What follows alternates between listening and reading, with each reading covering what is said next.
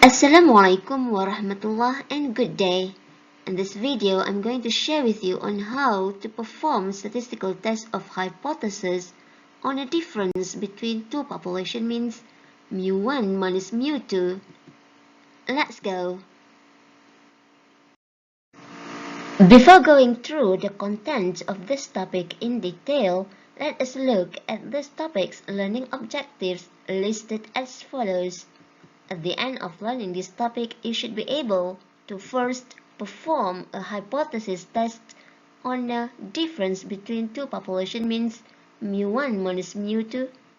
Second, you should be able to classify the 5 different cases on testing mu1 minus mu2. Third, you should also be able to identify a suitable test statistic for each of the 5 cases and calculate the chosen test statistics value correctly. Last but not least, you should be able to make a correct decision and practical conclusion related to mu1 minus mu2. And finally, you should be able to describe a meaningful comparison between mu1 and mu2 after going through the statistical testing procedure. In testing the difference between two population means, we have 5 cases to consider. If you can recall, these cases are similar to those we had in Chapter 3 on constructing a confidence interval for mu1 minus mu2. In Chapter 4, these 5 cases relate to which test statistic to be used in testing the difference between the population means. Let's look briefly at the 5 cases and how we will define the test statistic for each case. Under case 1, we assume that both population variances sigma 1 squared and sigma 2 squared are known. In this case, the suitable choice of test statistic is z-test, defined by the difference between the sample means x bar 1 minus x bar 2 minus the value of a difference between the population means and the h0, which is mu1 minus mu2 naught, or simply mu naught, divided by the square root of sigma 1 squared over n1 plus sigma 2 squared over n2. If you notice, we actually make use of what we have learned in Chapter 2 on sampling distribution of a difference between two sample means x bar 1 minus x bar 2, where the z-test formula is similar to the definition of standardized z-random variable for x bar 1 minus x bar 2 that we have learned in Chapter 2 and is available in the statistical table booklet, page 2. Note that in case 1, we do not have any constraint on the sample sizes. That is, n1 and n2 can assume any values, either small or large. The other 4 cases are to be considered when the population variances are unknown. Here, we need to modify the primary z-test formula in case 1 since we cannot use sigma 1 squared and sigma 2 squared anymore. What are the other 4 cases? As we know from Chapter 3, the 4 cases fall under 2 categories depending on the sample sizes. If we consider case 1 as category 1, now we have category 2, where first, the population variances are unknown, and second, the sample sizes n1 and n2 are both large. Then we can still use a z-test statistic, but with a little modification.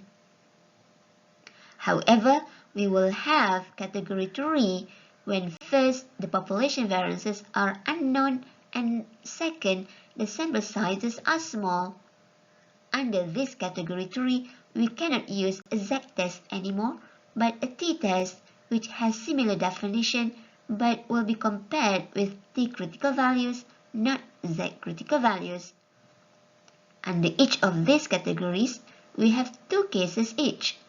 Cases 2a and 3a are used when we have the assumption on equality of population variances, where the unknown population variances are substituted or estimated by the pool variance sp squared, defined as follows. and this formula is available in the statistical table booklet. On the other hand, cases 2b and 3b are considered when we do not have equality of population variances assumption, or sigma 1 squared and sigma 2 squared are assumed unequal. In these two cases, we will substitute the unknown population variances by the sample variances S1 squared and S2 squared respectively in the z-test or in the t-test formula. Please note that for cases 3a and 3b, the t-test will be compared with t-critical values characterized by the degrees of freedom nu. The question is, what are the corresponding degrees of freedom nu for these two cases? Let's find the answer in the following slides. For cases 1, 2a, and 2b, we will use a z-test statistic in the statistical testing on mu1 minus mu2 with slightly different definitions. For any of these three cases and for any value of mu0, which is the value of a difference between mu1 and mu2 under h0, we have three types of hypothesis tests as follows. Either a two-sided test where mu1 minus mu2 is different from mu0, or a left-sided test where under h1, mu1 minus mu2 is less than mu0, or a right-sided test where under h1, mu1 minus mu2 is greater than mu0. The test criterion or decision rule will follow what we write under h1. That is, when we have a two-sided test, the test criterion is reject h0 if modulus of z-test is greater than z alpha over 2.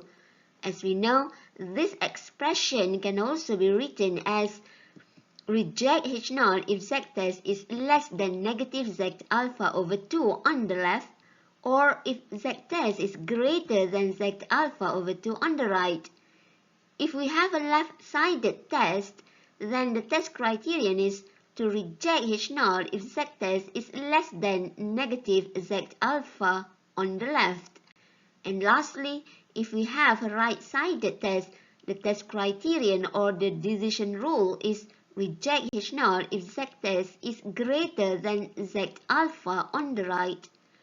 Notice that these types of hypothesis tests and the decision rules are exactly the same for testing other parameters, such as testing a single population mean mu, or a single population proportion pi, or a difference between two population proportions pi 1 minus pi 2.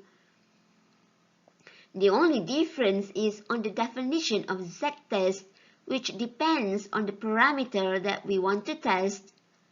When mu0 is 0, that is, when the value of a difference between the population means mu1 and mu2 is 0, then we have mu1 equal to mu2 under h0 for all types of hypotheses, whereas under h1, mu1 is different from mu2 for a two-sided test, or mu1 is less than mu2 for a left-sided test, or mu1 is more than mu2 for a right-sided alternative hypothesis test. The test criteria or the decision rules are all the same as what we have discussed earlier. How do we define the z-test statistics for cases 2a and 2b? Let's first look at the definition of z-test statistic for case 1 again, where the population variances sigma 1 squared and sigma 2 squared are known. Here I repeat, the formula for z-test is similar to the formula for the standardized normal random variable z for a difference between two sample means x bar 1 minus x bar 2 that we have learned in chapter 2, which is available in the statistical table booklet. When the population variances sigma 1 squared and sigma 2 squared are unknown, then we need to modify the test statistic formula by estimating or replacing the unknown population variances by their corresponding estimates. Let's look at category 2 first, under which the population variances are unknown and both sample sizes N1 and N2 are large. Under category 2, we have two cases. The first case is case 2A, where we assume that the unknown population variances are equal. In this case, the unknown population variances, which are assumed equal, can be estimated by the pool variance or weighted variance, denoted by SP squared, which is defined as follows. Replacing sigma 1 squared and sigma 2 squared in the z-test formula for case 1 with the pool variance SP squared and simplify the square root, give us the modified z-test formula for case 2A as follows. The notation SP denotes the pool standard deviation, which is simply the square root of the pool variance SP squared. Please note that this z-test formula is also available in the statistical table booklet on page 2. The second case under category 2 is case 2B, where we assume that the unknown population variances are unequal. In this case, we can use the first sample variance as 1 squared as an estimate for sigma 1 squared and the second sample variance as 2 squared as an estimate of sigma 2 squared. Replacing the unknown population variances with these sample variances in case 1 z-test formula, we then get a modified z-test formula for case 2B given as follows.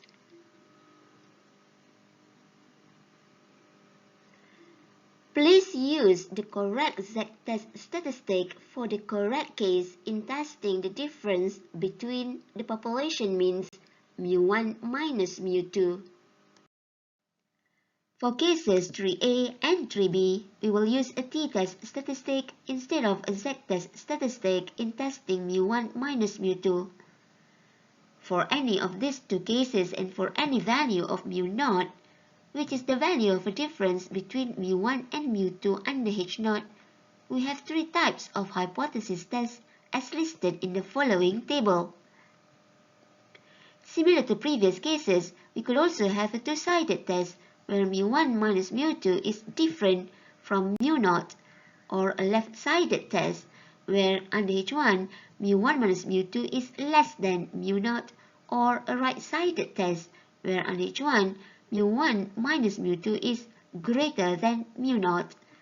The test criterion or decision rule for a two-sided test is reject H0 if modulus of t-test is greater than t alpha over 2 nu. This expression can also be written as reject H0 if t-test is less than negative t alpha over 2 nu on the left, or if t-test is greater than t alpha over 2 nu on the right. If we have a left-sided test, then the test criterion is to reject H0 if t-test is less than negative t alpha nu on the left. And if we have a right-sided test, the decision rule is reject H0 if t-test is greater than t alpha nu on the right. Remember, nu is the degrees of freedom. Notice also that these types of hypothesis tests and the decision rules are exactly the same for testing a single population mu under case 3. The only difference is on the definition of t-test, which now involve a difference between the population means mu1 minus mu2. When mu0 is 0, that is when the value of a difference between the population means is 0, then again we have mu1 equal to mu2 under H0 for all types of hypotheses, whereas under H1, mu1 can be different from mu2 for a two-sided test, or mu1 is less than mu2 for a left-sided test, or mu1 is more than mu2 for a right-sided alternative hypothesis test.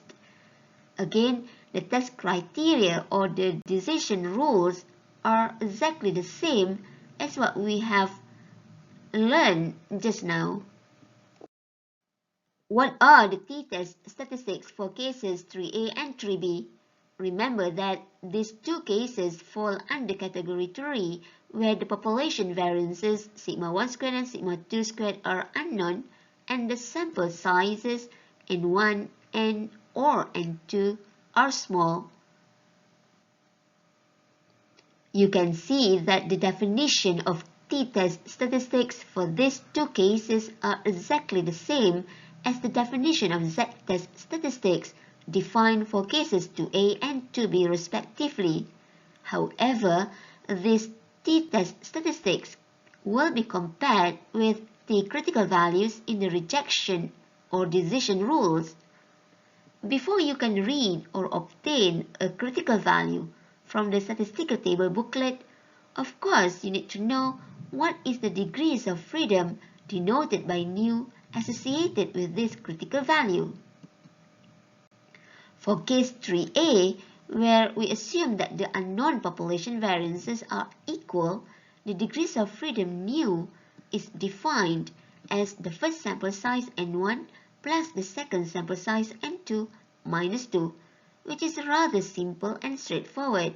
However, under case 3B, when we assume that the unknown population variances are unequal, the degrees of freedom nu is defined as follows.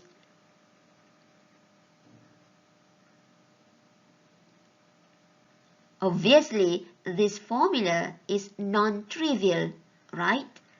But do not worry because this formula is available in the statistical table booklet page 2. When you substitute all required values in this lengthy formula, you will certainly get a positive real value.